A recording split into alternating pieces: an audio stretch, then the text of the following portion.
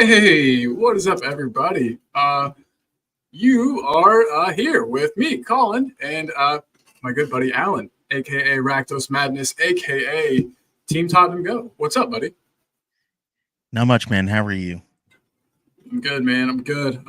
Tired, but I'm always tired. Who isn't always tired, right? And I did notice that we are live at the exact time of the start of the France-Poland match. So, yeah, if there's not many people here today, I bet I know where they'll be. But to everybody that is watching, thank you for tuning in. If you're watching live on Talking Ball, Team Tottenham Go, or you're watching replay on either of those channels, thank you so much for being here. Don't like speaking for Alan, but I can say we both truly appreciate you guys being here. Absolutely. It means a lot to both of us. Yeah, man. So Spurs world, been a little quiet and also a little strange. You were talking to me just right before the show started about, players we've supposedly been rumored with, rumored with signing, and now supposedly we don't really have much interest. And I guess namely I'm talking Ivan Toney, Santiago Jimenez, the strikers that we've been looking at. Let me get some tunes back here. There we go. But yeah, man. So what have you been hearing? What did you you brought that up, so I'm gonna.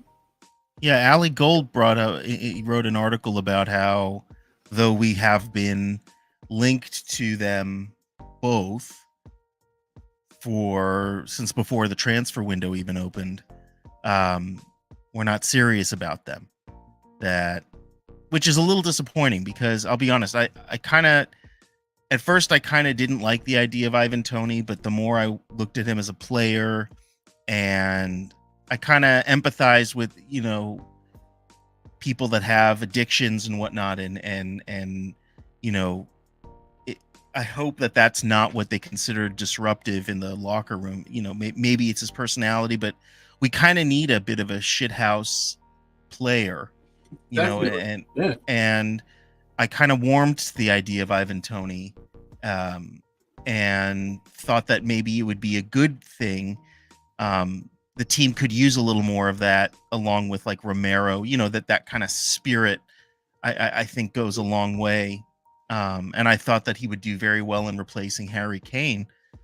So to hear that we're not interested in him is kind of disappointing. Santiago Jimenez, I think, is a very good player, but I think I prefer Premier League proven over not Premier League proven. And I'm reading about Jonathan David now is like all of a sudden all over the place that we suddenly sparked interest in. I'll be honest, I don't know a lot about the guy. Again, not a Premier League player, so I'm not super familiar with him. He's supposed to be pretty good, maybe even very good. But again, I think even if he's very good, I would take Premier League proven Ivan Toney over that anyway. So, and if it's the difference between 15 million, I mean, we got 100 million for Harry Kane. I think we can splurge a little bit on a talisman striker. As we should. Yeah, man. I'm right there with you. I was excited. I was so excited about Ivan Toney, and I'm still. I don't think that door is closed permanently or anything. Not yet. Obviously, there's a long time to go in this transfer window, so it could end up still happening. There was a while ago, if you would have asked me about Jonathan David or however you're going to pronounce it, I would have been really excited. But just with the Ivan Toney links, I had gotten so pumped for that this is a bit of a letdown. Not to say that he wouldn't be a great player. I'm trying to find his stats last year for Lille.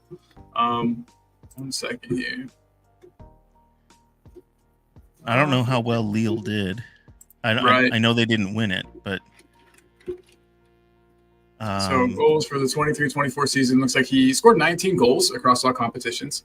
And actually, that might just be in League One, not any cup competitions. Yeah. It looks like he got 19 goals in the league last season. Obviously, the French league, it's not the Premier League. But I don't know. I mean, we were looking heavily at Santiago Jimenez, which we probably still are to a certain degree. And I mean, he comes from Holland, where the strikers are, not bad, but they're not. Let's just say we had a Vincent Janssen come to us from there, and he wasn't exactly. He wasn't. Yeah, he wasn't lighting it up. Not at all. And he had had a phenomenal season, over there. And man, I can't even remember what team he played for. AZ Alkmaar, perhaps. Anyway, big up to everybody who's watching. There's a couple comments in here I want to get to before I get way behind. We got Nick, Roundtable Talk. What's up, dude? I can't wait to see you doing some more with your channel. I'm excited for that. Let us know. Keep us posted, brother. Hope you're doing good, Nick. And we got Ted Lasso in the house, man. Wow. Celebrity. The celebrity's here. Can't beat that. We've also got Adrian from Spurs Diehards. Big up, Adrian. Everybody head over there if you haven't yet. Support an awesome channel. Just started and they're already blowing up. So, guys, definitely support Spurs Diehards if you haven't. Ted Lasso's making me laugh. The Copa Europa is boring. It lacks flair. Ted. And then he said, if Tottenham can't sign a striker, they should sign running back for soccer. I like it. Ted, you've got a lot of good insights. Thank you for being here. We really, really do appreciate that. So, hey, I'll be honest, I haven't seen that Ali Gold article that you were talking about, that we were just referencing. Does he mention in it at all that we're also not interested in Jimenez? Let me find it. You're the man. I appreciate you. They talk about, let me see here. 2 strikers are length, blah, blah, blah.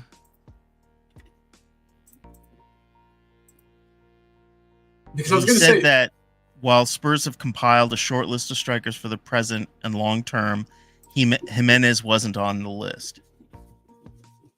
Interesting. All right. He was a guest when he showed up. If you recall, last season he was there at Tottenham Hotspur Stadium. Yeah.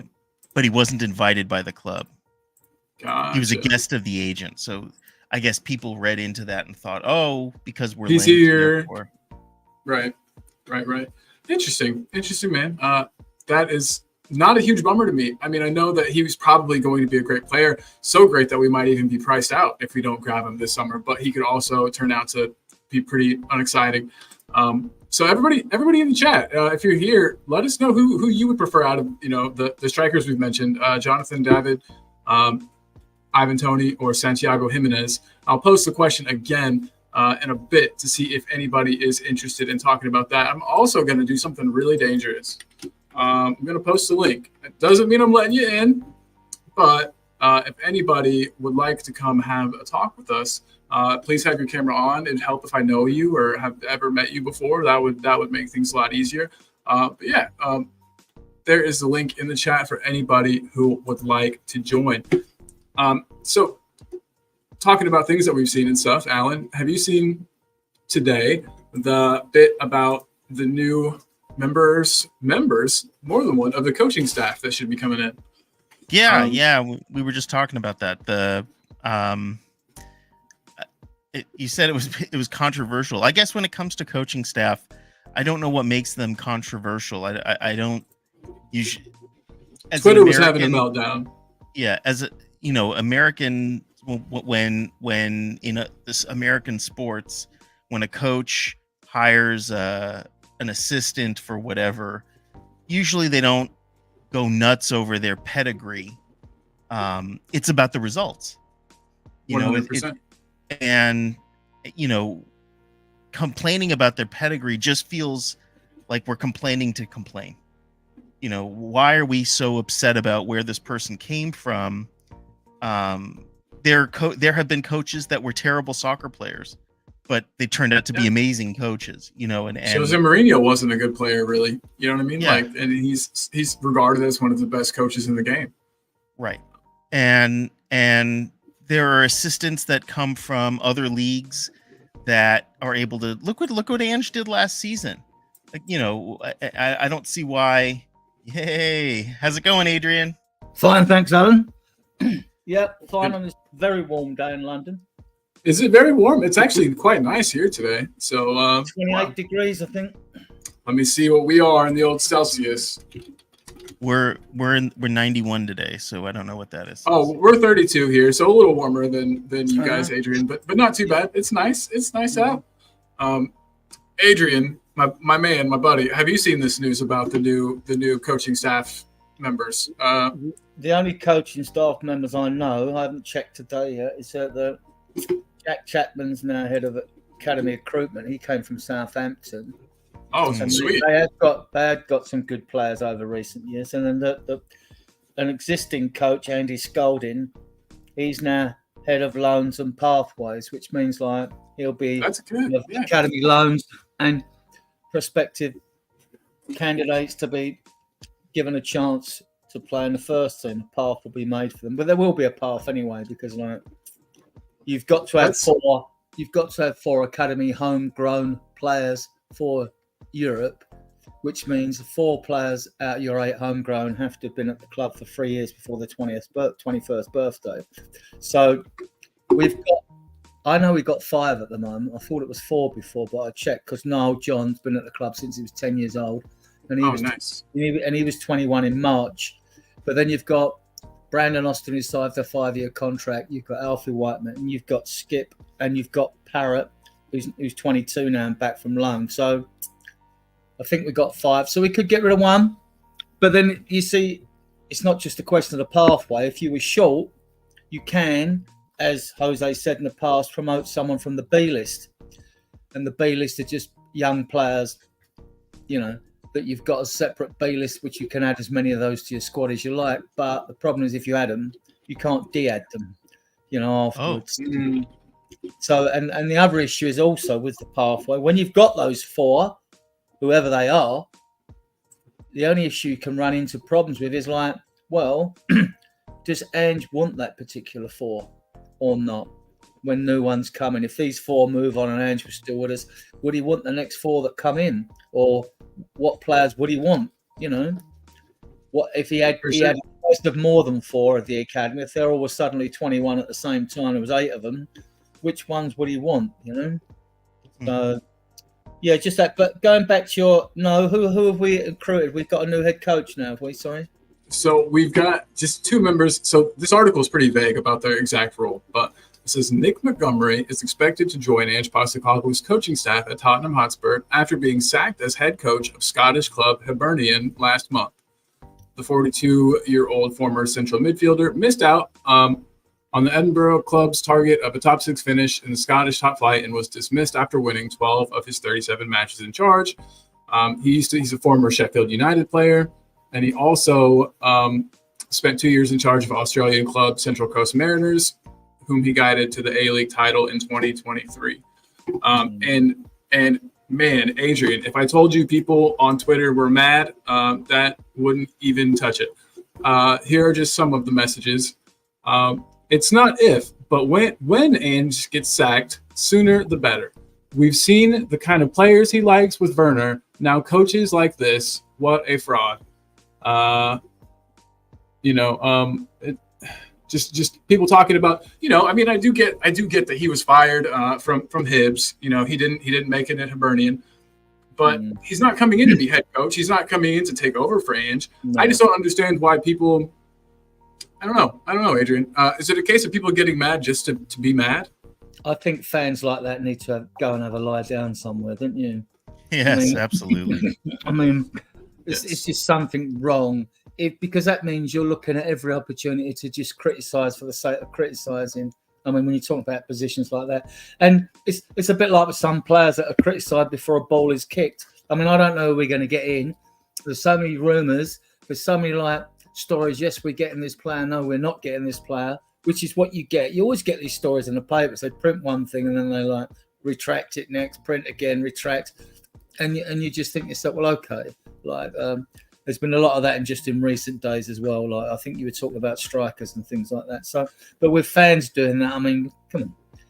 give us all a break. I mean, it's just like it's it's a comment. It's unnecessary, so unnecessary, especially when the person who probably made that comment doesn't know nothing about that person. I don't, right? Yeah, neither do I. Yeah. So you don't know if he'd be a good coach or not. I don't know if he's worked with Ange before. I'm simply thinking there's some sort of connection. If he's been linked to Ange, I don't know. And I was thinking it's more like, well, Robbie Keane was sacked and he'd won things out in Saudi, hadn't he? So he was out of a job, and then and he was mentioned at one stage, as was Harry Kuehl, who worked with Ange, and he's now in charge of Japanese club that Ange managed. Yokohama, probably, yeah. Hiroka, whatever it is, you know what I mean? So, yeah, so there will be people linked for that head coach job. I mean, I don't see what the rush is. You've got all the other coaches there. There's no urgent rush. You want to get the right person in because you've got man, I'm just looking at some of these. You got on what basis has he been chosen? He was abysmal in the Scottish league. Seems like Postecoglou is surrounding himself with yes men rather than looking for competence. And then the fact that 3 coaches have been replaced tells me, as I suspected, there's a fundamental issue within our coaching staff. Let's see what difference this makes. I don't know. It just seems like people are really, really. It's a rubbish statement. Yeah. Because Ange doesn't surround himself with yes men. Whenever Ange has moved, he's not taking anyone with him. So if he had loads of so this isn't true. And besides, if you're a manager, work your salts, you want good coaches around you anyway. So if he's moved on and thought, right, I'll move on. I mean, it's a question of whether some of his coaches wanted to come with him or not, or were happy where they were. Maybe they wouldn't want to move anyway. So, yeah. So no, I mean, like. I don't know this person. Has he worked with Ange before? Not that I can tell, but I'm sure they've crossed paths and spoken and things like that. Especially both having worked with Central Coast Mariners. But yeah, not that I can tell. I haven't been able to find anything like directly linking them together. But man, like I said, it's just everybody. It seems he just wants to give opportunities for his mates here and there. The guy just doesn't have enough relationships with smart people in the football world because of the fact that his country's background isn't about football as much as other sports. What's that got to do? Hang about, but what to see? Then again, he's gone off the football track here. He started to allude to like other things, whoever it is. Oh, this person's just an idiot, just trolling. I think so, and they've got me. They baited me. You've got a critique of Ange, and we all critiqued him last year on some decisions he made and things like that. But he did well to finish 5th without Harry Kane.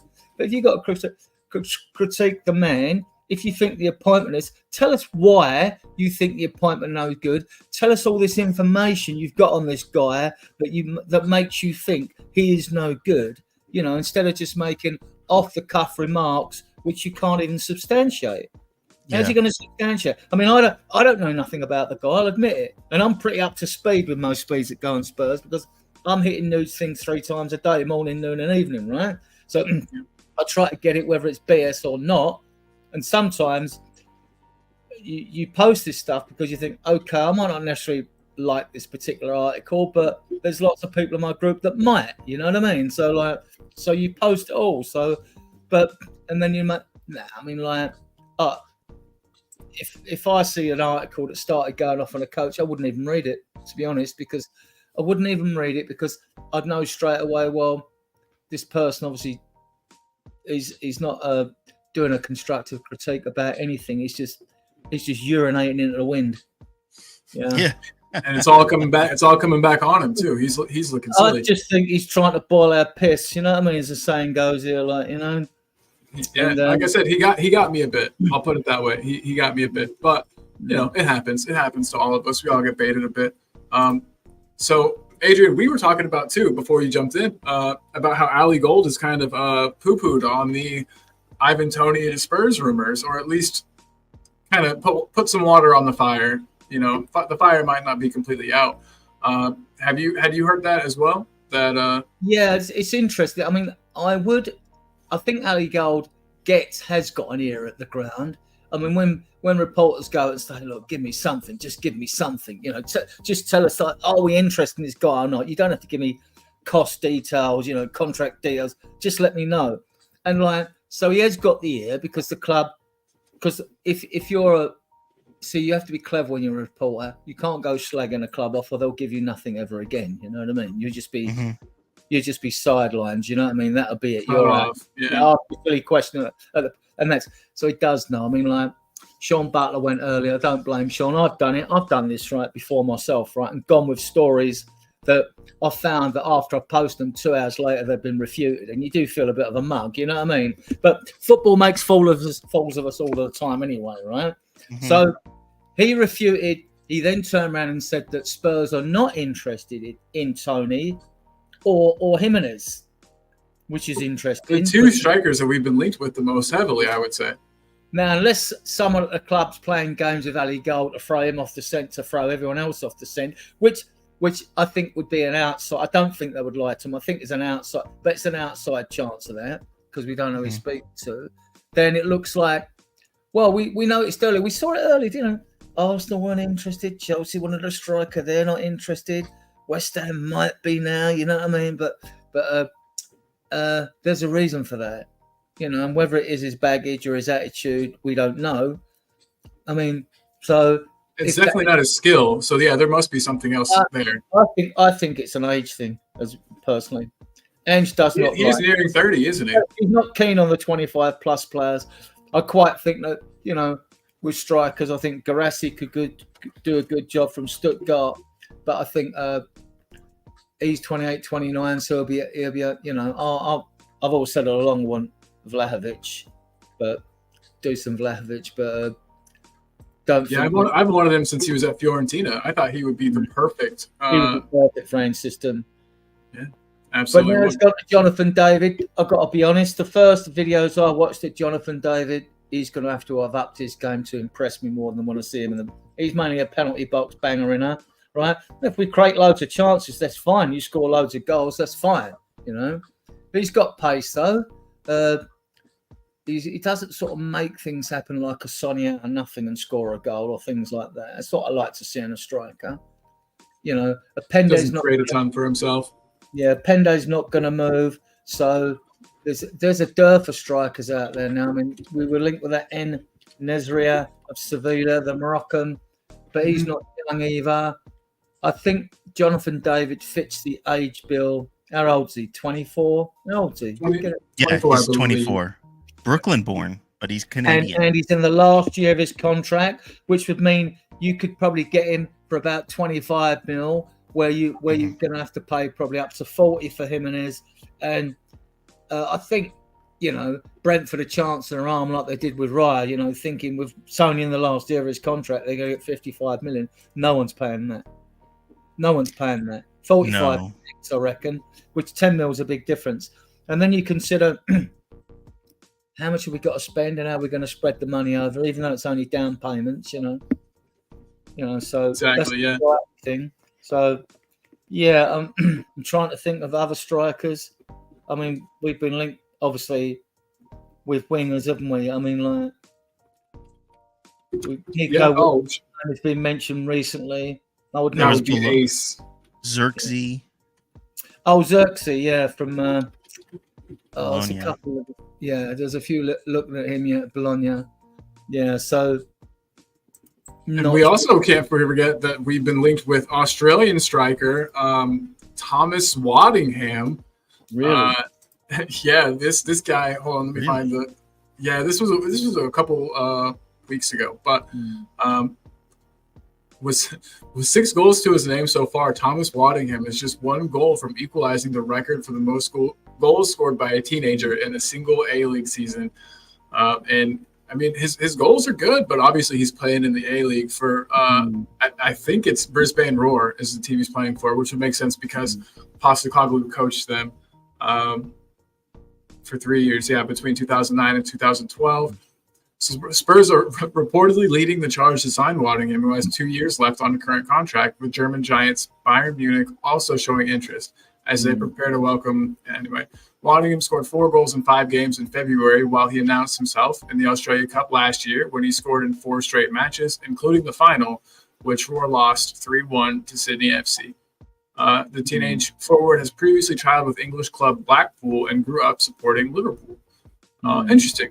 That's interesting stuff. I honestly don't know how I feel about that though. We've got Valise, we've got Dane Scarlett, we've got I can never remember the Australian. You got Lancashire, you got Soonsup Bell, haven't you? I mean, like, yeah. Who's the Irish kid? Why can't I remember him? Troy Parrott. Thank you. That name always escapes me. I hate that. But you're right. And so I think getting another young forward, especially one that doesn't know the league, doesn't know any of our players, I think it would be a strange move to make. So I don't know how much stock I put in that. What do you guys think about Valise, though? Yeah, Appendix said he's staying where he is. We know Giroquez of Sporting and the striker, he's staying where he is, so you're not getting him. Yeah. So the field is, unless someone comes out left field or Paratici waves his wand, I mean, like, this Jonathan David story might be a real goer, because, I mean, like, with 1 year left, plays for Lille, last 2 seasons he has. I did check after the link came up again. He has banged him in the last couple of seasons.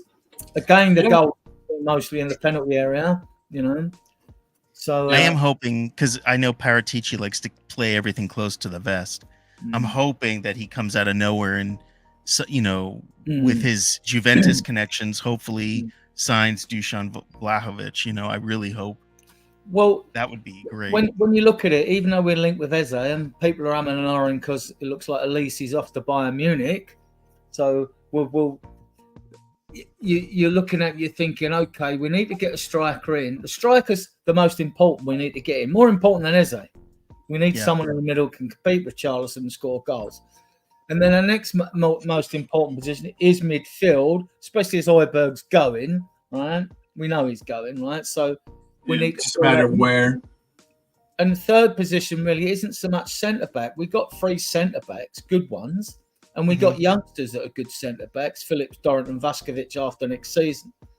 But the next important position would be right-back, because you've got Davies who can cover at left-back, because we're not going to cover every hole in this transfer window. So, it was never going to happen. If Royal does go, Royal will stay. If they don't cough up the money, I would dig your heels in, because he's got his contract time, you know what I mean? Yeah. I wouldn't get into them, because I think European clubs, they want a premium for their players, and they don't, plead poverty when they want to buy one, So, if Royal goes, then obviously we would obviously look at Gertrude, Vanderson, and Archie Gray, and I wouldn't mind any one of them, So, but I prefer Gertrude out of all 3. Archie Gray is my dream. Such a versatile player, so young, so talented.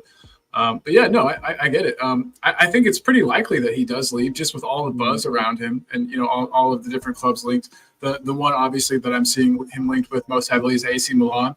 Have you guys seen any other links for him? Him and Højbjerg are both linked with AC Milan. Both. Interesting. Sweet. I heard Højbjerg is also now with Borussia Dortmund.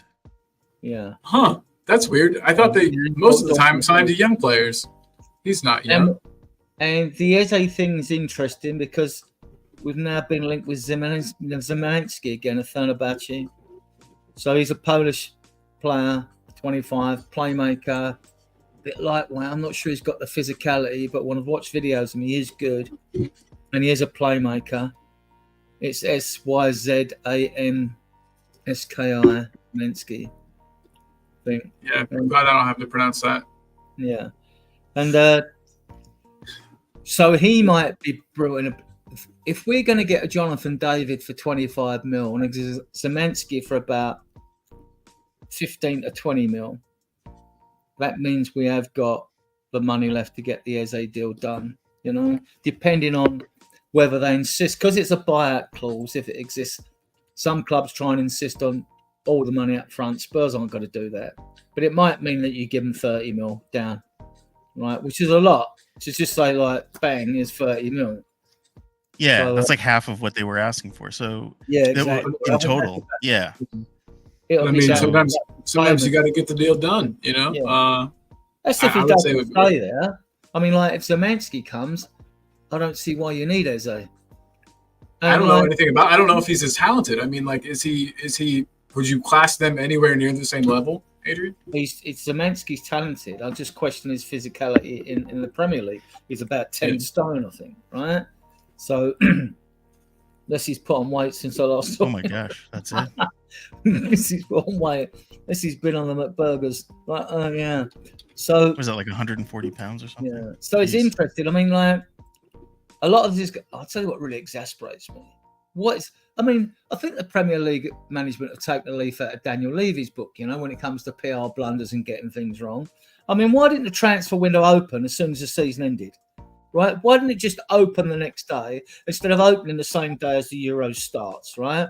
I know.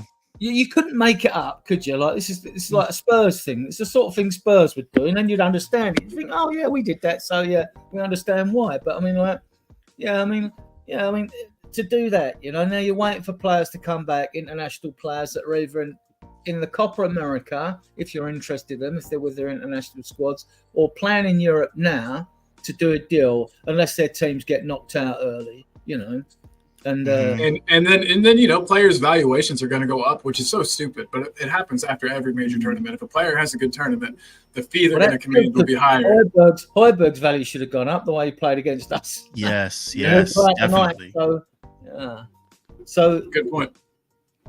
And Højbjerg scored for Denmark. Fun enough, we were looking at him. He plays for Sporting. We were looking at him last season anyway. We've looked at this kid before, like attacking midfield, come holding midfield or whatever, but he's an engine.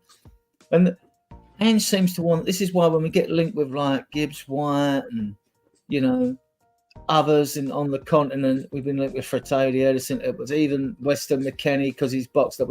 But does Ange want more of a sort of creative, different style player, or is he insistent on bringing in a box-to-box? Because even the box-to-box midfielders, there don't seem to be too many of them lurking around.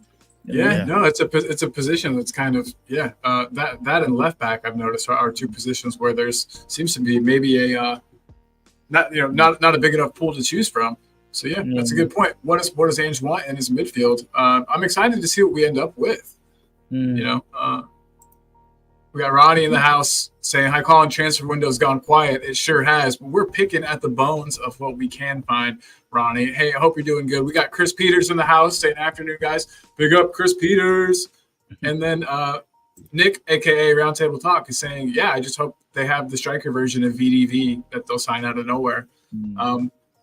It's weird, though, because if we were linked with, was it Tapsoba at the time? And then we got VDV.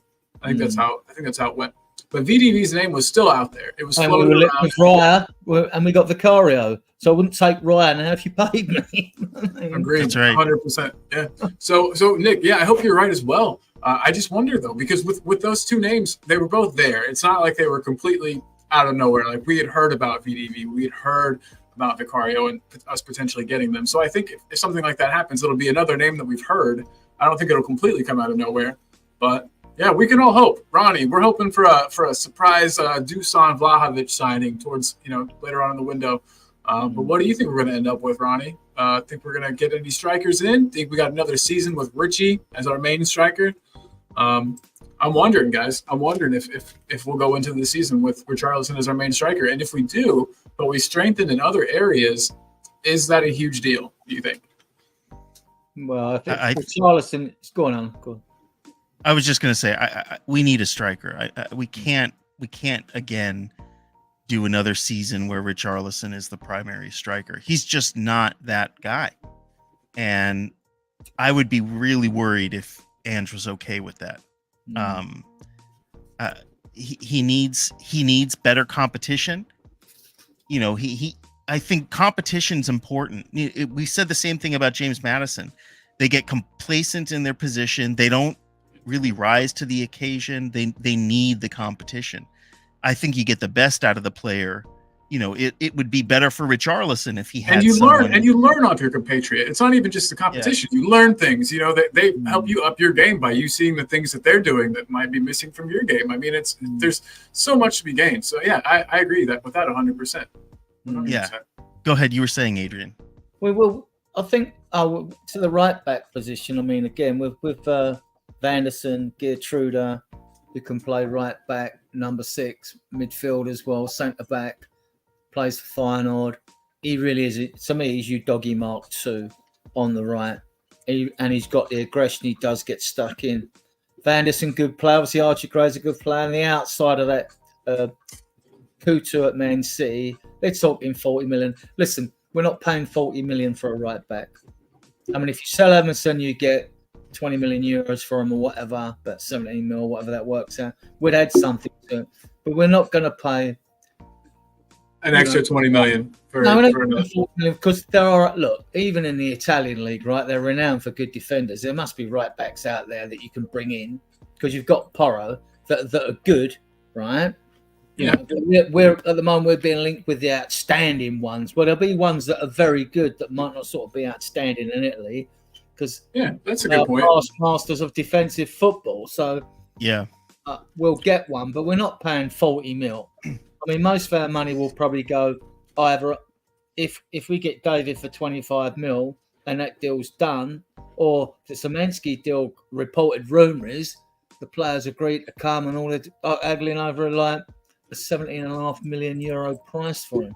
Cheap, by today's standards. So if that's true, then and he's got in, doubtful we would go for Eze. There might be something on that. We know that Johan Lange, we know the player, I think, had agreed terms because Lang had spoken to Crystal Palace for it before the transfer window even opened.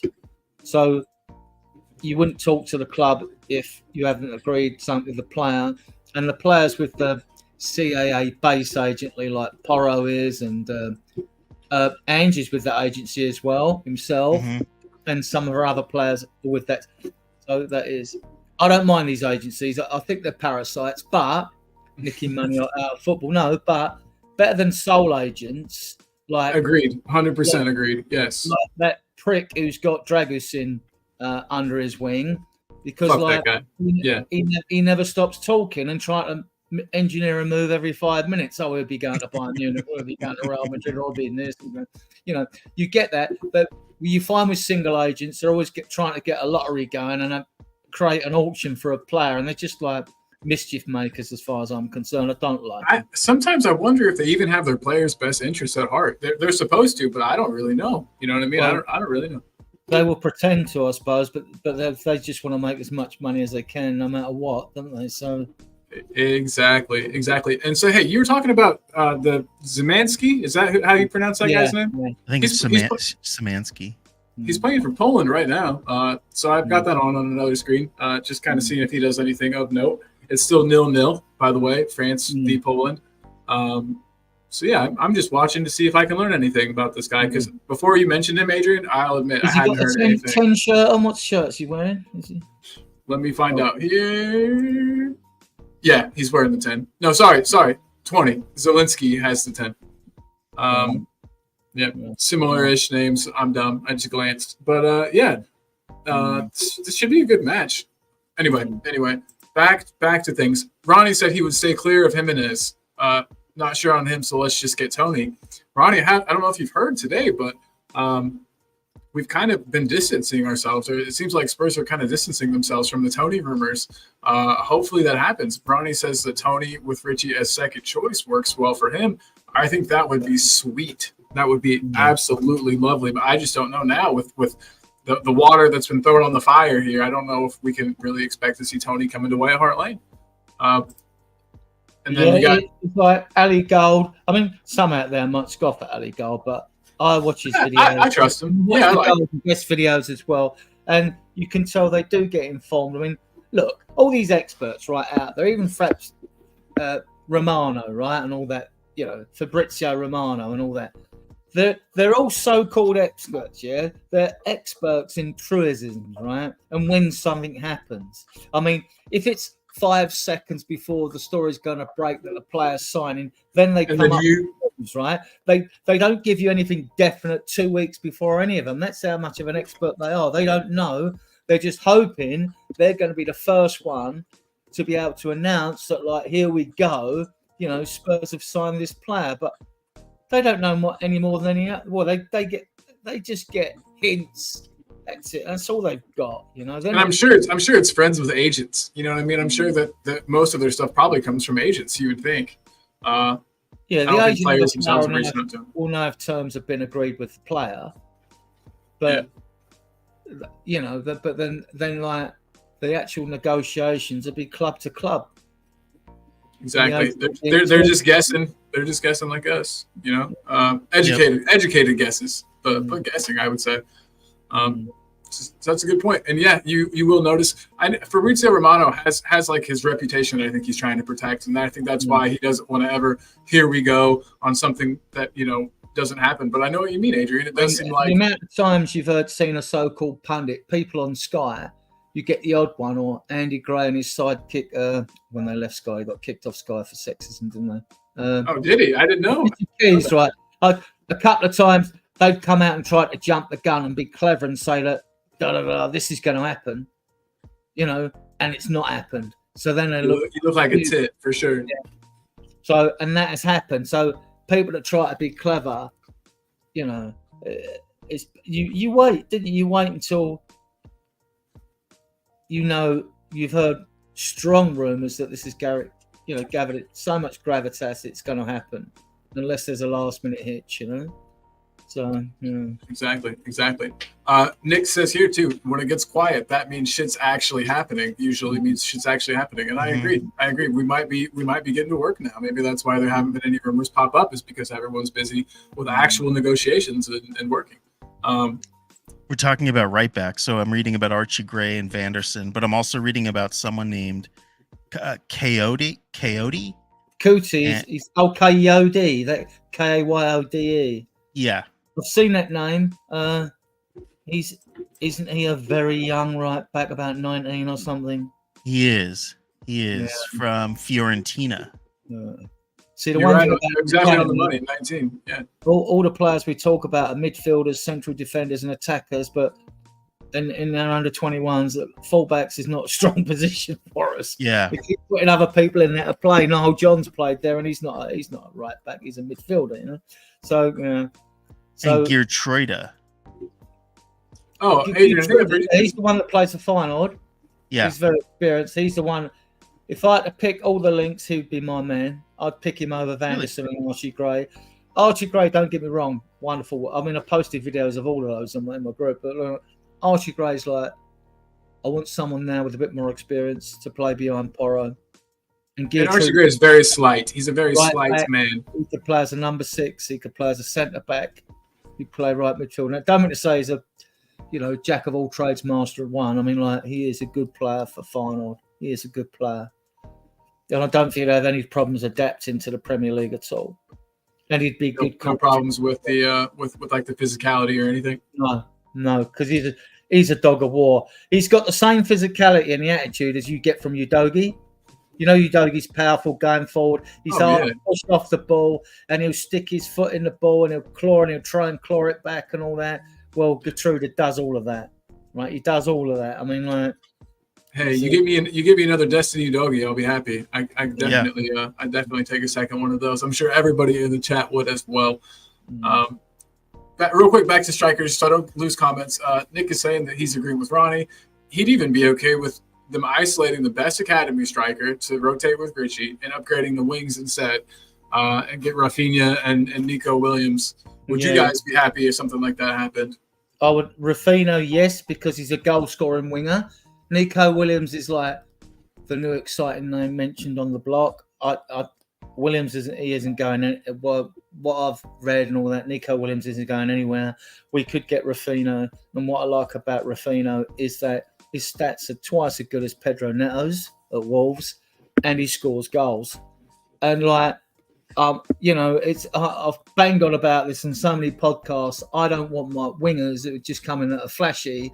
I don't care if they're Ronaldo and Messi on both wings. If they don't score goals, I don't want them, because we should be aiming to win a league, and we've got to look. Arsenal got 90 goals, didn't win the league. So if you're wide players, if you've got 2 for each side, I mean, like, if one was playing all the time, you'd want a minimum of 10 goals from each one. That only gives you 20. If you've got a central striker or 2 strikers that share the goals, give you 25. That's only 45. That's half your goals. You're now looking for 45 goals for the rest of the team. Very true. We haven't got them in midfield, and Basuma don't score a goal. Sarr will get you the odd one. Bentancur might get you 5. At the back, all right, VDV might pop up with 3 or 4. Romero's got 5 last season.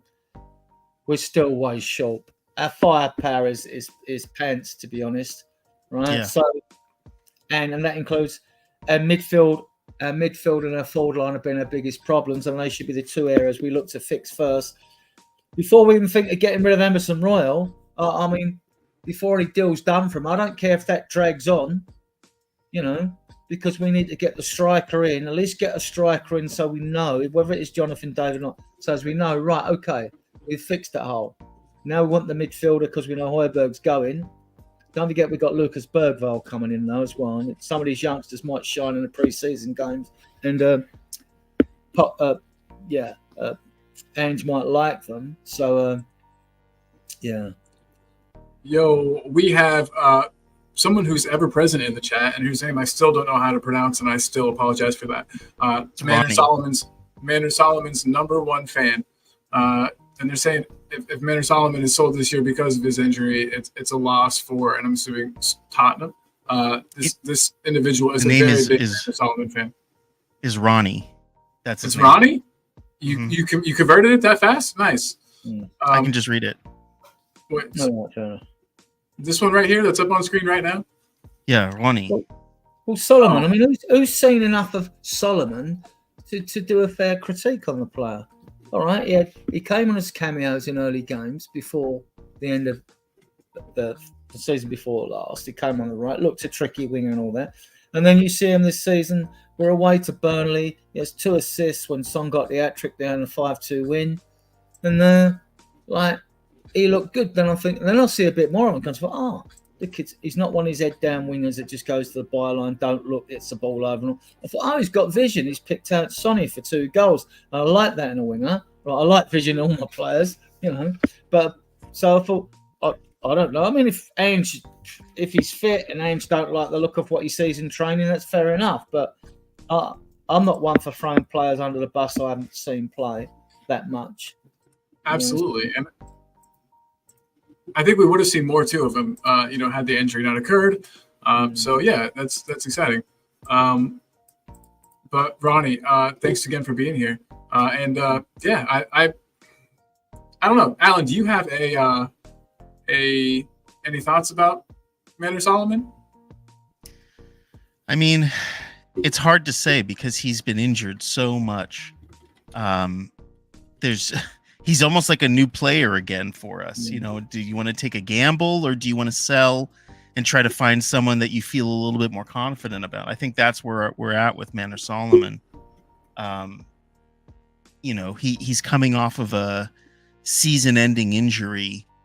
And it's not easy to bounce back from injuries like that. Especially a player that relies on their pace so much, like him. And if you apply a bit of logic to it, right? He's had a bad injury, right? Yeah. Who's going to buy him until they see whether he's fit? No one. Right. No one. So he's under contract. Obviously, I don't know what contract he's under. I haven't checked. Who's going to buy him? He's not fit. He's just come back from injury. No one's going to buy him. So I think we're going to have to keep to next January, whatever happens when that window opens. And then if he's fit, but Ange don't fancy him, then I can see us get rid of him. But I don't see him going anywhere just because he's had this injury. Oh, you know what? I agree with you. I can see that. Nothing, unless he was let go for nothing. You know what I mean? But we'd probably have to play him a bit, just to get other teams, if we're looking to move him on, to get people interested in him, to show that not only is he no longer injured, but he's doing well. You can't. Otherwise, everyone's going to say, well, he was just a guy that played a couple of games for you, and he's coming from. What's it called? From the Ukraine. He came from Fulham, but he went from Shakhtar Donetsk to Fulham. Shakhtar. Yeah. That's it. Yep.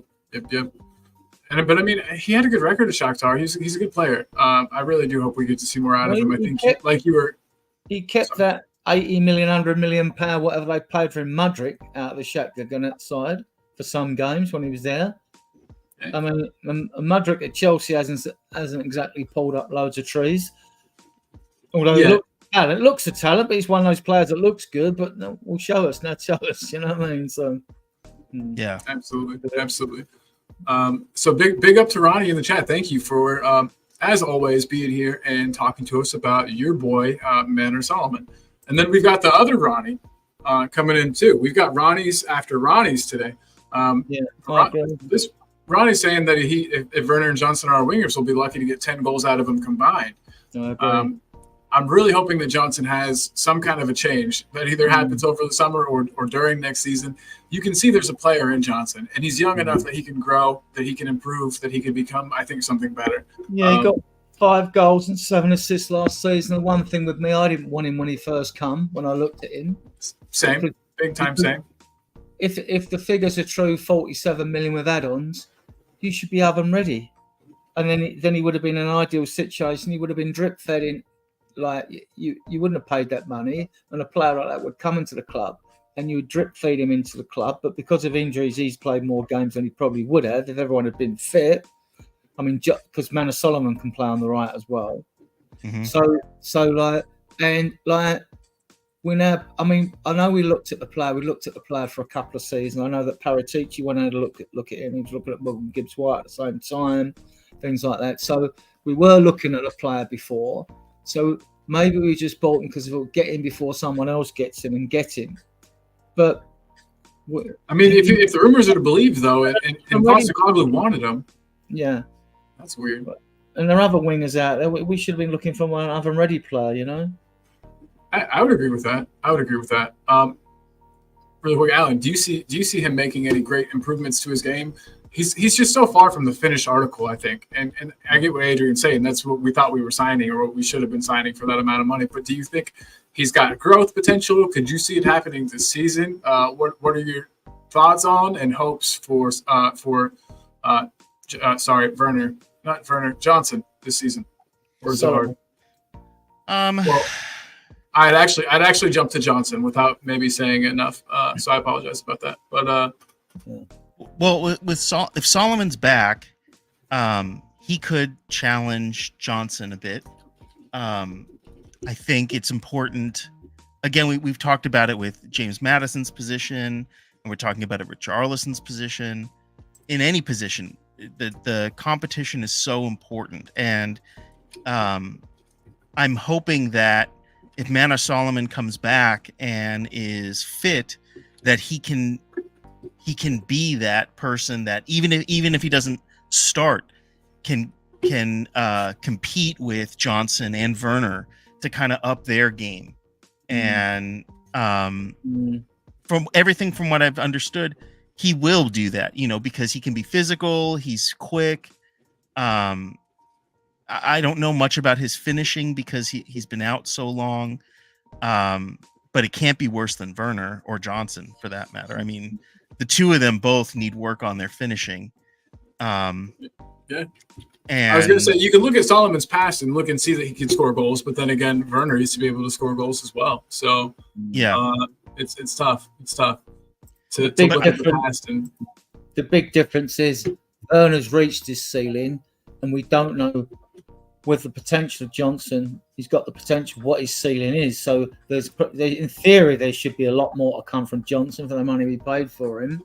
But with Werner, he's not a natural finisher anyway. So he's just a hit and hope in front of goal. They either go in or they don't. With him, he doesn't place them or whatever. He's just a blaster. I think he fair. Sometimes that works for players. If he could just do it twice as often, I wouldn't be that upset about it. You know what I mean? If he just hit and hoped more often, maybe some of them would actually go in. I mean, Lolo came back from an injury, a big season-ending injury, and I think overall he did okay. Yeah. And so there's still hope. I mean, for Manor, I think there's hope that he can come in and compete and possibly even start. Hell, if he's starting, it may light fires under at least Brennan Johnson and Werner to up their game. Yeah, and we might see a new Richarlison as well, because if he's got these injuries and psychological problems behind him, we may see a new. You can't fault Richarlison's work ethic for one thing and pressing, So absolutely. And he just had an injury, or a surgery, right, on his groin, if I'm not mistaken.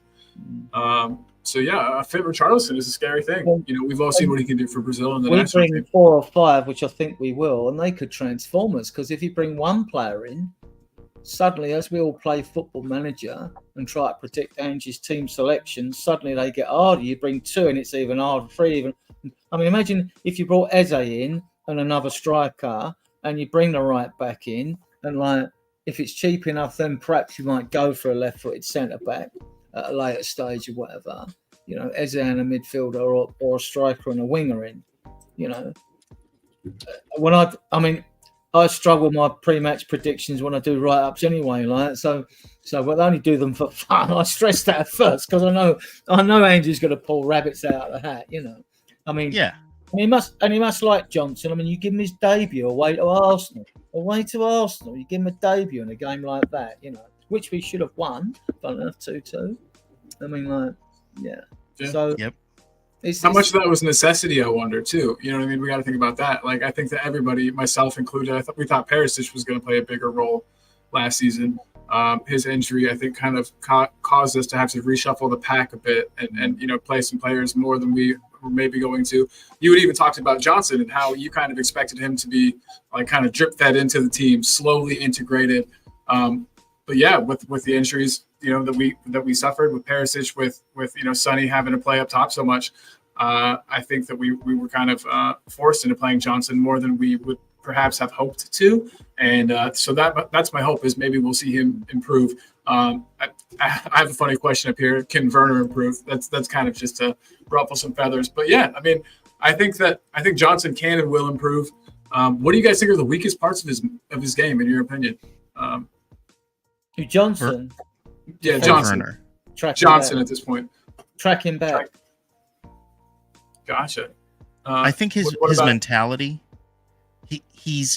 I think he has a weak mentality. You can see it on his face because he has no poker face. You can see when he is playing nervous and frustrated. I personally, I don't like that. I would rather him have a little more resilience and a little more of a poker face, because it's so easy to, if you know which buttons to push, the opposition knows how to get at him quickly and kind of ruffle his feathers and throw him off his game. And I think that's just a maturity thing. He's young, and I think he's learning. There's a lot of pressure on his, a lot of weight on his shoulders because we paid a lot of money for him. I'm sure he feels that to a certain extent, even though he has no control over how much, Forest wanted for him and how much we were willing to pay for him. I'm sure that they still, putting it in my shoes, I would still feel that pressure. And you can see on his face, he almost looks like he's in excruciating pain sometimes. He just makes this face where you're just like, oh man, you're dying out there, bud. Yes. Target our right. I mean, at least on the left. One thing I'd say about Werner, although he's like not a good finisher, he will track back, and then you've got Udogie there, and you've got VDV on the left. So we're not weak on that side with Werner on the side. We'll probably lose a bit of punch up front, but on the right, you've got Johnson, then you've got Porro, right? Yeah. And then you've got Romero as your right centre back. So he marauders up the pitch at times. Gets out of position. Doesn't work all the time, does it? Johnson's not going to track back. Porro can get caught upfield, and like then we've got problems. So and as much as we love Romero, he gets caught up the pitch at times. So the whole right side.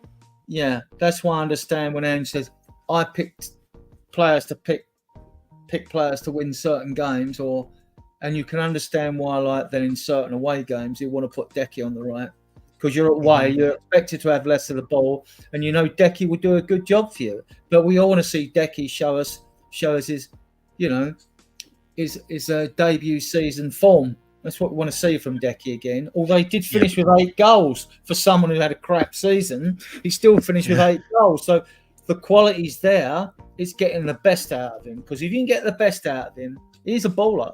He's definitely a bowler. I mean, his hold-up play is magnificent, and he's able to wriggle out. That skill is good. Like, his hold-up play is excellent. Yeah. like Kane level good. And I thought that was one of Kane's like best attributes was his hold up play. So yeah. Speaking of that, what do you guys do? You think there's ever a chance that we see Kulu up top by himself, like as a false nine or striker of some variety? Could you guys see that happen? No, I hope not. I Not don't think he hit. If we do, we've got a horrendous injury list. Yeah. His finishing isn't up to number 10 in the. I could see him. He could play as an 8. I think he could play as fullback. I really think he could play as a fullback. Right? Yeah. I think he's that versatile. Right?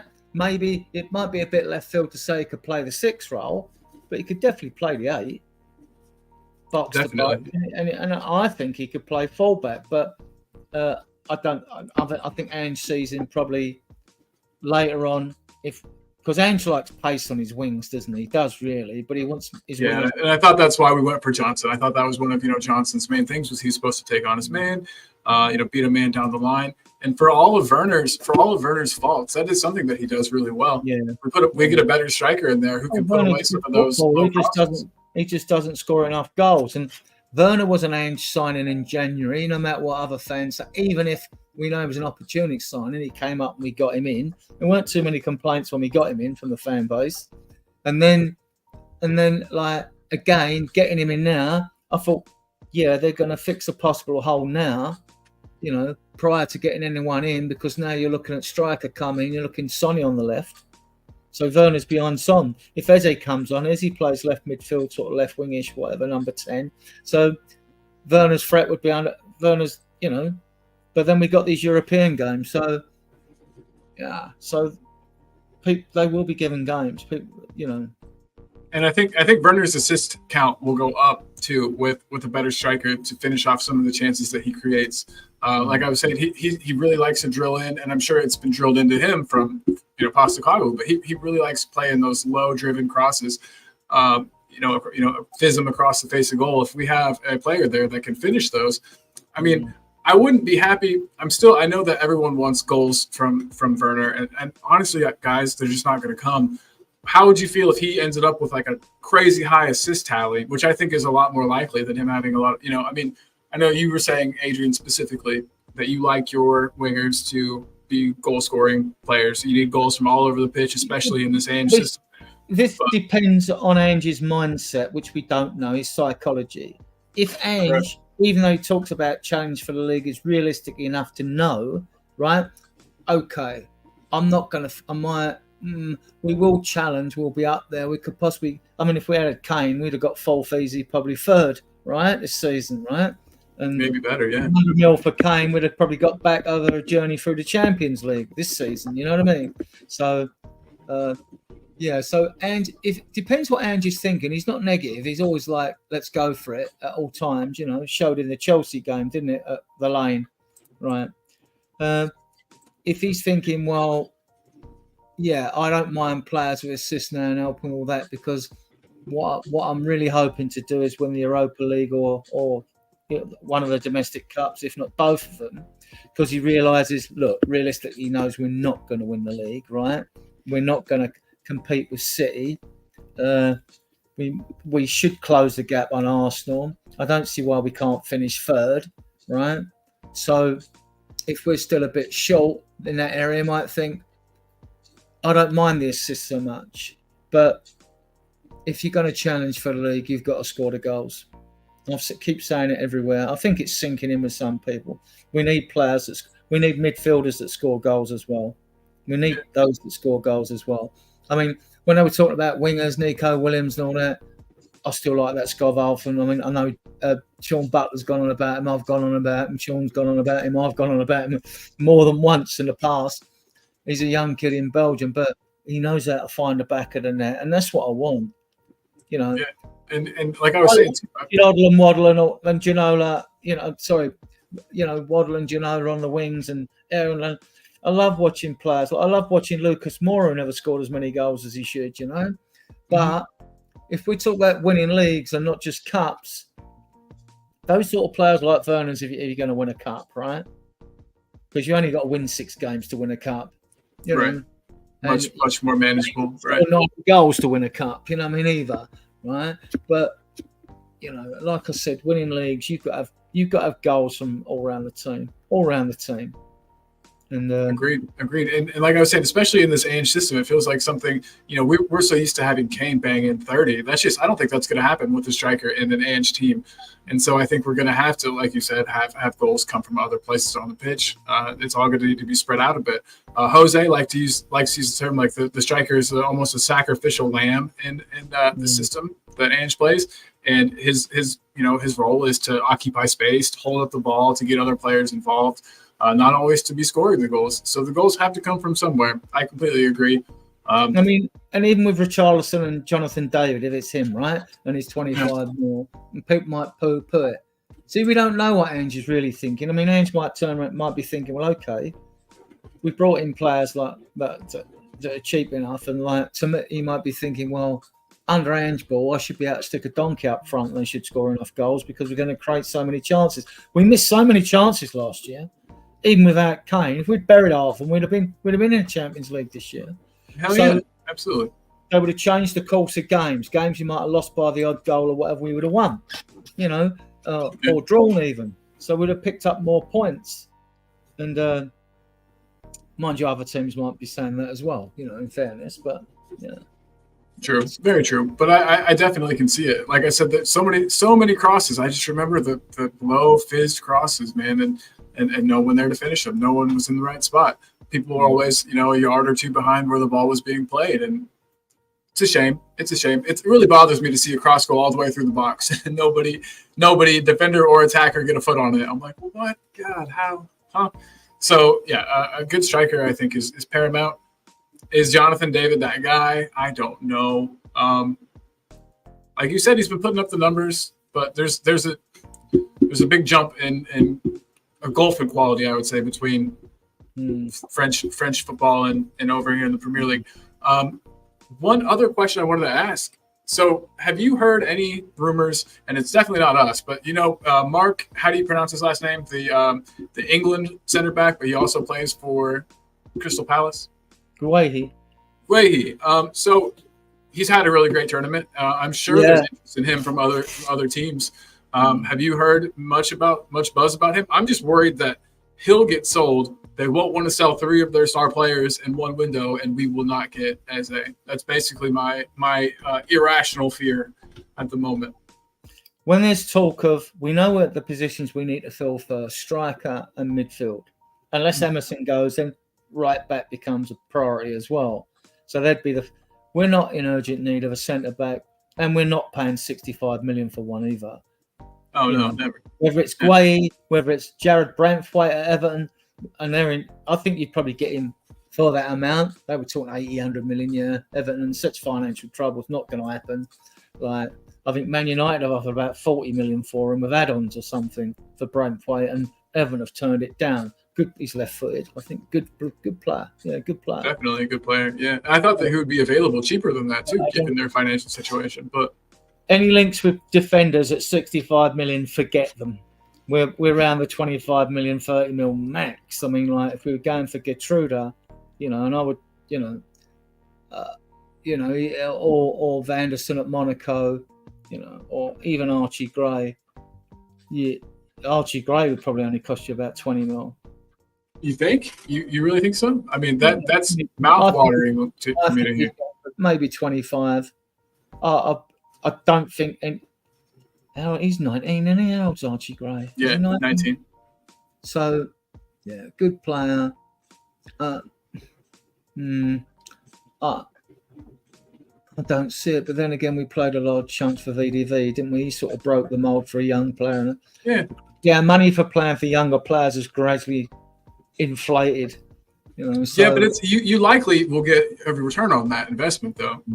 Most of the time, I would say VDV's valuation has. I don't know how much his value has gone up after this one season. A lot. Well, we pay about 45 million for him. He's got to be, in my mind, it'd be 65 million minimum. Yeah, I agree completely. So that's just what 80 to 100 million, in my opinion. what I And think. that's just one good season for VDV and a couple good seasons for Romero in the Premier League can do for evaluation of a player. That's why I think that we would be willing to maybe spend big. Got to be approaching 50 million each. You know. Yeah. So if you looked at our squad and looked at the total, the value of all the players put together 2 years ago versus now, some of these players' value has gone up so much. It's incredible. So if we were to sign like an Archie Gray, I think it would be with the attitude that would happen there as well. And that he would go from being a 25, 30 million pound player to 60, 70. So everybody, I see that we've got some people in the chat. I just want to say again, everybody, thank you so much for tuning in. It's great to have everybody here. We are just talking some rumors, some what ifs. Adrian, have you heard anything else? I haven't heard anything today about Royale's possible criminal behavior. I think it's kind of blown over. I think it's going to be a nothing thing for Spurs. I don't think it's going to matter for us at all. Do you think it's gonna... Royale he's talking about? Oh, well, Royale is in trouble with the law for something. Yeah, hold on. Let me find the actual details. It's not as cool as it sounds. So he's being investigated for criminal association, embezzlement, and procedural fraud. But his lawyer had a statement like, this is a non-conformity against a decision that has already become final, whatever that means. I think it's something, over nothing. I don't think it's going to end up hurting Spurs in any way. But when I first heard it, I was scared because I knew, that's a player we're looking to get out the door. If he's got these legal problems hanging over his head, is that going to affect a possible transfer? But I don't think so. From what I can see, it doesn't seem to be anything huge, and I haven't heard anything about it today. So, it was a charge filed in Brazil. Okay, so maybe it's not a big deal at all because, the legal system in Brazil has some problems. But, and then obviously, so you did bring up Bentancur. Good point. I hadn't heard anything about that today. I did see that today's his birthday, so happy birthday, Rodrigo Bentancur. I love him. I think he's our best midfielder. And I mean, he's a beast. I think, over here, we're a lot further in front regarding political correctness, and which has affected freedom of speech in the UK, in my opinion. But then the other countries are on the planet. I mean, they have a different culture in South America. I mean, in some of the redneck states in the States, they're where we were in the 70s, right? With our regard to what you can even show on TV. Some of the programs you look back now, our old comedy programs, they look to be right racist by today's standards. More than things are said, and I just think Bentancur, he's just a victim of his old culture. I just think that there's countries out there. I'm not saying what he said was right. Obviously, I'm not condoning it, but I understand it coming from someone because he's not. We know he's not an arsehole, right? So so he's been in Italy, and Italy's one of those countries out there where I think the north is different to the south politically. They're very ex sort of fascist right wing in one half of the country, and they're not in the other. So, and things they say are just taken with a pinch of salt. Well, it doesn't happen in the UK though, not now, because you've always got them praying mantises waiting to pounce. If a politician, they're all supposed to have degrees in English language and be word perfect, but they're not. They're educated people, but probably not in the English language, and some of them stumble and fumble and use the wrong words, and whatever party you're on, the opposition, the opposite to you, are going to come at you all guns blazing as soon as you make a slip, and it's cost some of them their jobs over just silly little remarks, you know what I mean, which I think is ludicrous, because where did you stop? It becomes it's like you're waiting for a McCarthy witch hunt to happen all the time, you know what I mean? So where's it stop? I'm glad that whenever I was a younger, stupider person, that everything I said wasn't recorded and you know what I mean? And that people can't dig up things of mine. Let's just put it that way. Not condoning it at all. I guess. And another question is, how do we fix it? Or this problem that's a cultural thing. I mean, you were talking that, in some cultures, in some countries, they're not. I guess the team had talked about sending him to some kind of sensitivity training or something to that effect. And I guess that's a good start. I think that maybe will help because, it is a cultural thing for sure. But I still think that you start with the young, could get him it's involved. education, and then gradually, if you start with education, you keep doing it. Those below us, then eventually, when we're gone, a few more generations would have passed under us, and they won't have been brought up. None of that old stuff will have exist anymore, so it'll be gone, right? Boom. So, yeah, Yep. that's what happens, you know. Absolutely. As H.G. Wells said, a famous author and scientist, history is a race between education and catastrophe, and I make him right. Yeah, so, It's a profound statement. I like that. Good stuff. Good stuff. Is that a good statement to end everything on, Adrian? I think so today's my day off. It's 12:17 in the afternoon here, and I am gonna go run around and maybe mow the yard. How fun does that sound? To everybody that is watching and that has watched, whether you're watching on Team Tottenham Go or Talking Ball, thank you so very much for being here. And then, Adrian, let me get your link up real quick. It's TTID YouTube. Boom. Yeah, looking forward. I'm actually looking forward to the England game today. I mean, yeah, that's on in just under 2 hours, right? I don't think Southgate will pick the team I'll pick. I would change things though, but you know, I would. Sorry. I was going to say I definitely would also. Yeah. Oh, hey, look, he's back. We've got somebody. He's still a little laggy. All right. Well, if you want a little brief chat on England tonight, we could. Let's do that. Yeah, let's please. I mean, what do I think Southgate's going to do? Well, if Trippier's not fit, Gomez is going to play on the left, right? Trent's a better footballer than he's showcased. I mean, he's poor. He's got to be dropped. What will Southgate do? He'd probably start with Gallagher, right? I wouldn't. I'd go more attack-minded. Slovenia, we only need a point. I'd play Rice as two of the pivot, and the other person I'd play in the pivot, I would play Bellingham as the number 8 in the Gaza role, the ball-carrying number 8. I'd play Bellingham there because he can beat the press, and he won't pass as poorly as who's got us into trouble as Trent has, right? Then my I would play Kane in the 10 role because that's where he plays it all the time now anyway, wherever he's putting. I'd play Foden on the left, and I would play Bowen on the right because he's more aggressive than Saka. And that team would allow me to play Ollie Watkins up front as a number 9. So you'd have Kane behind Watkins, and you'd have Foden and Bowen. It wouldn't matter if you had Saka or Gordon playing either side. I mean, one of them could come in. But I would play Bellingham as a ball-carrying number 8 in the Gascoigne mould. But I don't think Southgate will be that bold. I think Conor Gallagher will start because we only need a point, right? So although we virtually qualified, we only need a point. Yeah, I mean, it should be cool. It'd be really neat if you would experiment with the lineup a bit. You know, I think Kane in the 10 role could be dangerous. I haven't really. The closest I think we've ever seen to that was maybe the Mourinho season where. Can you guys hear me? Yeah. Oh, good. Can you hear us? Yeah, I mean, what is your? I was gone. So, what is your opinion on Southgate in general? Honest, I think he's coming for some unfair criticism. He's not the most exciting, sexy England manager. We had to go back to Bobby Robson, Glenn Hoddle and Terry Venables for that. You know, Ron Greenwood even further back. He's not. I think as football's changed, it's become more robotic. Coaches have become more robotic as well. And it's like, and most tournaments you go in, which is the surprise with this Euros, you know, it's more like, whatever you do, you mustn't lose your first game. But actually, the Euros have started off quite brightly, actually. They did, you know. Teams were having a go, which you thought they might be a bit more cautious.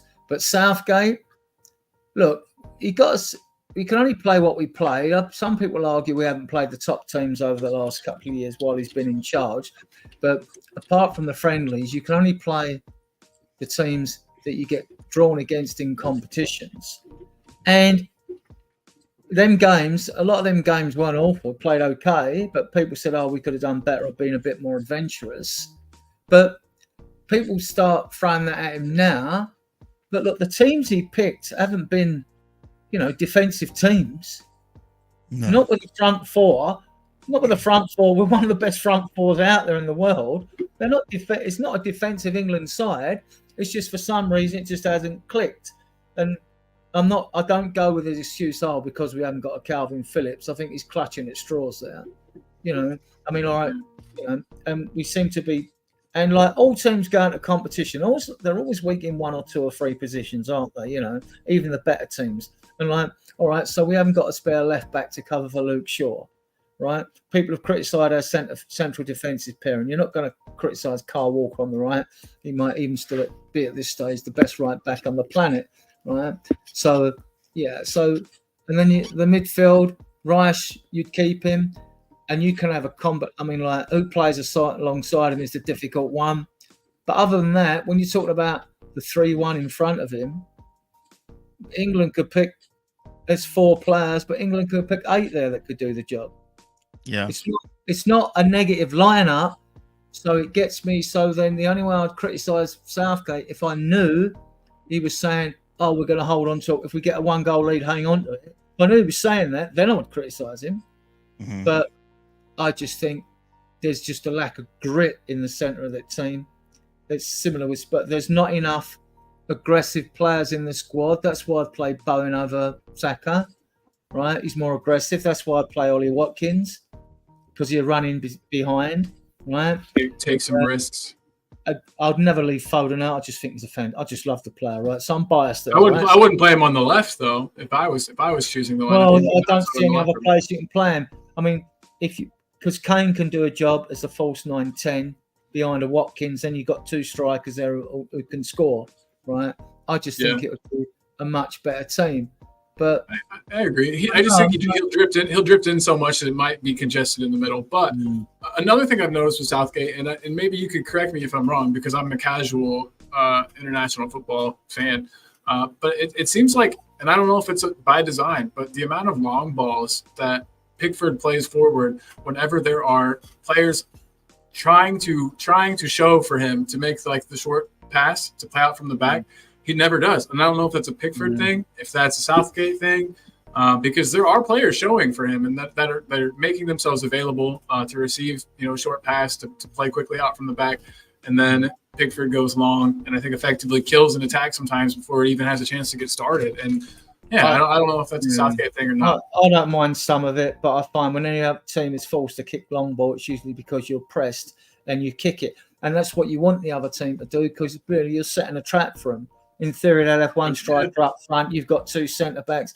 You eat that ball up, you recycle it, and you go again. You keep forcing them to kick long. And you keep winning the ball when the goalkeeper clears it. Sometimes Pickford will do it to break things up when he's not under pressure. But when he's under pressure, he does clear it, which I haven't got a problem with that. But then why are we in a situation when we can't play out the back then? We should be able to play it out the back. We've got the players to do it. And they do it for their club teams, on a regular basis. So yeah, it's weird to me. But again, I don't know whose fault that is. I don't know. It's just an observation I had, because I was like, these players aren't used to playing like that. So many of them, at least. So where would you play Foden then as a number 10 then? Yeah, I think you almost have to. But again, maybe I'm seeing things through a really narrow lens here, and I haven't watched like I said tons of England, but I just think that's where he's most effective. I think he's going to end up there regardless of where you put him. You know what I mean? I don't think he's. I suggested that in another one, and I said well, then you got to push Bellingham out on the left. Which Bellingham can play anywhere. You could push him out on the left because he was down that side of the left-hand side of the penalty area, juggling with the ball forwards and backwards against Serbia. Yeah. And Who do they have coming up? We've only got, this is the last game, Slovenia. Then they have to draw the teams. Top 2 from each group go through, and some of the best placed third teams go through. So if there's 6 groups, that'll be 12. Then you're looking for 4 other teams. So I would have thought 4 third places out of them 6 groups would qualify. But how does that get determined? How do they choose which third place team qualifies? Points and goals. Points and goals, I think. Fairly then. Yeah, that's good. Okay. Yeah. So then, like, who you meet is virtually seeded. You want to finish, like, if England finish second, if they only got a point today, but they're not going to finish second, they're going to top the group. But if, like, well, then we'd have more of a chance of facing France or Germany. I'm not too bothered about Germany. France. Yeah, you've beaten them recently. France have got the best squad. France have got, I mean, like, they've got a better squad than us. So, yeah. One of the few teams have a better squad than England, I think. Shem Tan's in the house saying, hey, junior assistant Colin, Adrian, and Mr. Madness. Hope everyone is well. Turkey. I wonder who he supports in the Euros. We may never know. But Shem Tan, good to have you, buddy. Always good to have you in the house. I don't know if Turkey qualified or are they third placed or whatever in the group or second. I don't. See, Shem Tan, we're going to need you to let us know, man. I know they lost the other day. I don't know. But thank you for giving us a little bit of insight from your opinion on England and the national team and, the match coming up today. I'll be really surprised if your lineup is correct, as you will be too, I'm sure. But it would be really cool. It would be sick. So, Alan, did you hear his lineup that he would play? No, I didn't. Oh, Adrian, you want to give it to Alan real quick? Yeah, it's just it's if Gomez plays at left back, if Trippier has got that slight knock, and I know Southgate will probably start with Conor Gallagher instead of Trent, unless he persists with Trent. But I said I would play Bellingham there as the number 8, ball carrying number 8, like Gascoigne was at Spurs. I'd play him there alongside Rice. Then I'd actually play Kane in the 10. I'd play Kane in the 10, Foden left of Kane, Jared Bowen right of Kane, give us a bit more aggression, and then that would allow me to play Ollie Watkins up front. Wow. Yeah, so we'd have a Kane-Watkins combination. You'd have Bellingham behind, because Bellingham can beat the press, and he's all right in tight situations, and he won't give the ball away as much as Trent has. Although Trent's form has been a bit baffling. Yeah. So maybe, but then is Trent really an out-and-out midfielder just because Klopp played him there? And it kind of worked exactly. Players around him for Liverpool, isn't he? Anyway, that know the way he plays. So he's very hot cold, Trent. Yeah, and then you do criticise Southgate because England shouldn't be coming a major tournament experimenting. We should know what we are, where we're going. We should know. We should know the system we're playing. I don't believe in. I'm not a Plan B believer. But I just believe in you bring on fresh legs that offer you something different. And there's enough to put on the bench because the team I picked would leave Saka and Gordon on the bench with Walton and and others. I forget all of them now. But so yeah, so. But I think they started Gordon, didn't they, last game? Yeah, I just think Colin Gallagher will come in just to stiffen the midfield, and England will just get the point they want. I expect them to win 3-0, But I'd be happy to watch that. Yeah, I'll be watching. So what's weird is that the same day, and sorry, I'm running back to Spurs real quick, but I'm just on Twitter scrolling. So just yesterday, I think, is when Ali Gold came out and said that we weren't in for Santiago Jimenez.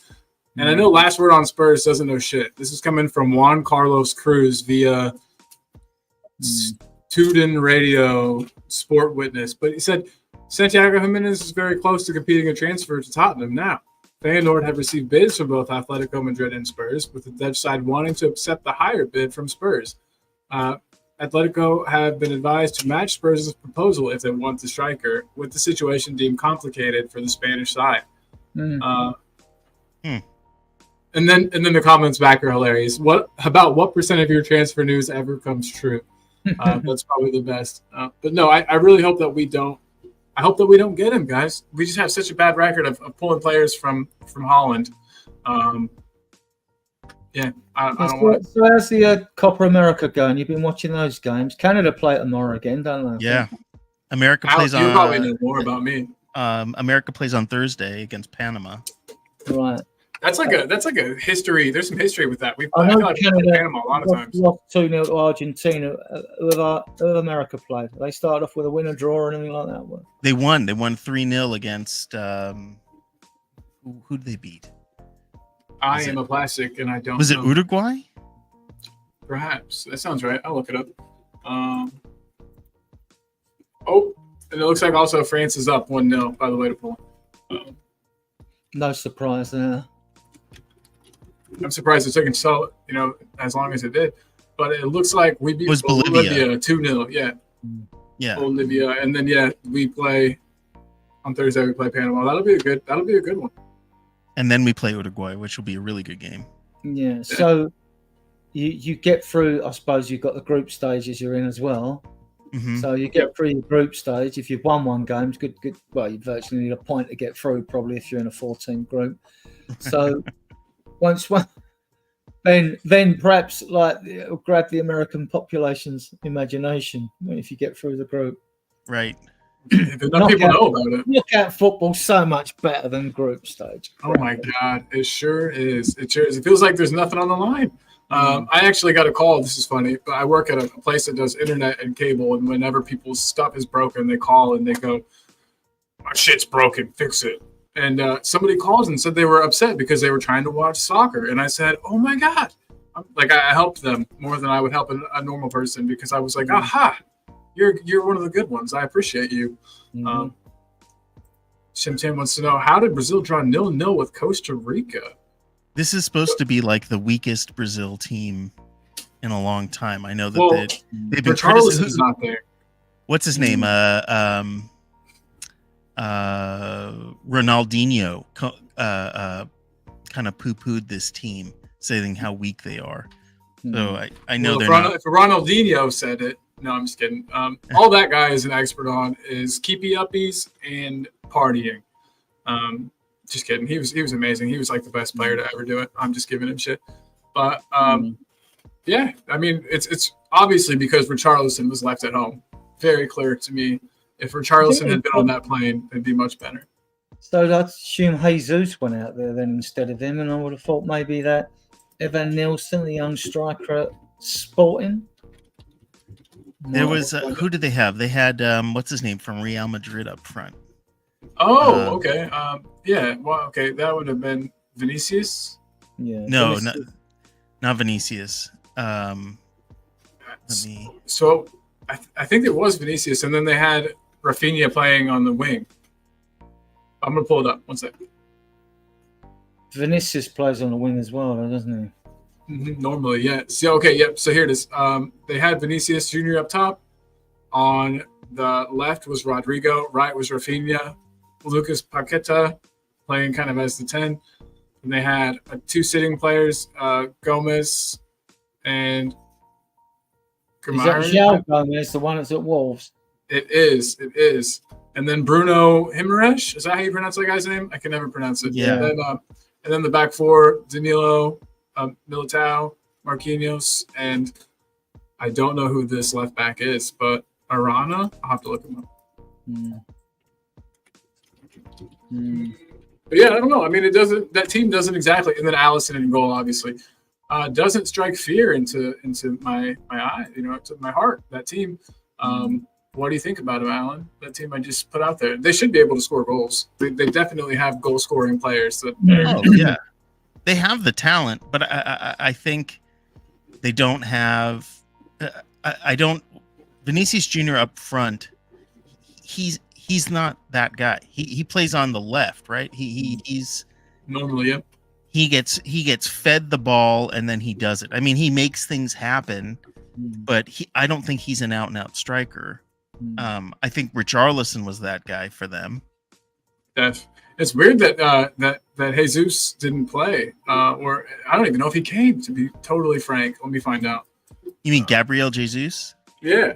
Oh, I think Richarlison's a much better striker than Gabriel Jesus. Me too, but I thought that he was like the, you know what I mean? He would have been like the next in line. I guess Neymar is injured. No, is he still playing internationally? Maybe not. I don't know. Why not? Who were the subs? Was Jesus out there? Was he on? Who's on subs bench? Let me find this. Costa Rica, Brazil. They even have Gleison Bremer. Okay, so let me look at the benches here. Lineups, substitutes bench. So Brazil had trying to see who striker wise they had out there. Martinelli was on the bench. I know he's not exactly a striker either. No one that I recognize as an out and out striker, really. Evan Nilsson? No. Oh wait. Yep, you're right. That's just one smushed together name that I've never seen before. Okay, you're right. I thought that was actually like two people. Like that was his first and last name, like Evan Nilsson. But that sounds awfully English and not Brazilian. But yeah, you're right. He was there. Who does he play for? I think Sporting, or he's a Portuguese club. He might be Porto. Yeah. Porto. Yeah. Sweet. Guilherme is at Sporting, isn't he? Man, some of those names, they've got some hard to pronounce names. But yeah, I mean, I wouldn't want to go up against them. But I Brian was on the bench, was he? Was Gleason playing? I wanted him a couple of seasons ago. I'm not so sure. He's still like one of the top defenders in Italy, though. Lyson Bremer. Yeah. He's great. He's great. But yeah, he didn't play. He was on the bench. At the back. But yeah. But I mean, with Militao, Marquinhos, it's kind of crazy to me that he's still getting time. But I guess in international football, you only need to be fit for that match. You know what I mean? You don't have to worry about the rest of the season. You don't have to. So it's not as big of a deal to play older guys, you know, in international tournament football. Is Paulinho who got to buy him from Fulham? Is he Brazilian or Argentinian or what is he? Portuguese? What's it? Who are we talking about? Paulinho. Paulinho is Portuguese. Portuguese. Portuguese. Yeah. Yep. Yeah. Portugal and Brazil. Portuguese-speaking countries. Have you watched any of the Euros? I only caught a few games. I watched the boring England games, but Georgia have made me laugh. I watched them play. They look good. Yeah. They do look good. You know, defended for their lives towards the last half hour, the second half. But like scoring some crazy goals too, though. Breakaway goal. I thought they were good. I've watched the games I've watched that I actually enjoyed. Not too many are the ones of the teams that I fancied teams. You know, so you know. Sometimes that's the best, you know, and it's good to see teams come in and they're, like you said, playing for their lives, defending for their lives. This is the biggest stage some of these guys are ever going to play on, and so yeah, they got to come out and give it their all, give them hell, let them know that they, you know, who they're playing against, let them know where you're from and how you got there, and whatever that dude says. But yeah, Alan, have you got to watch much of the Euros? No, unfortunately not. It's harder to watch here without a VPN. It's harder to watch. Yeah, it's like with the Copa America. It's like in the middle of the night. I'll send you the how I find all my sketchy sites if you want. I'll put it in the chat. It's not too bad actually. I do it all the time. So you just go to this link and it'll have all the games playing for the day. Just put it in the private chat, and then you click on it, and then it has a couple of options for each one. And usually I do the top one most of the time. It's called Best Solaris, and it's usually got the best ones, least amount of pop-ups, all that good stuff. So yeah, cool. Just a word to the wise. I didn't tell you that, by the way. If you get in trouble, it was not me. I didn't give you that. Okay. I don't know anything. But Alan, I was getting ready to say before we got started on international football, I think I am going to skedaddle here in a second. It's my day off, and I want to go run around and enjoy the afternoon. But But I just wanted to thank you guys both again so very much for coming on. We've got Adrian from Spurs Diehards TTID. There is the link there. Everybody, if you're watching and you haven't already subbed to this channel, do it, please. God.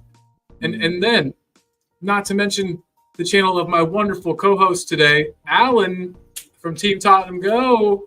Ractos Madness, you might know him as Ractos Madness. I know him as Alan because we're friends. But go to Team Tottenham Go and make sure that you have, subscribed there. And then while we're subscribing to stuff, I don't know if you guys have noticed, but Eltel Cockerell is sitting at like 512 subs right now. He's climbing up the ladder.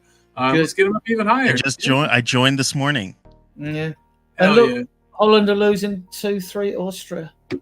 Whoa! See, crazy stuff. Holland's been on a downward spiral. I feel like with their team. Yeah, big up, Darren. Thanks for being here. Sorry that we're ending right as you're getting here, but if you want to restart, it was a pretty fun show, man. So definitely consider restarting and watching the beginning.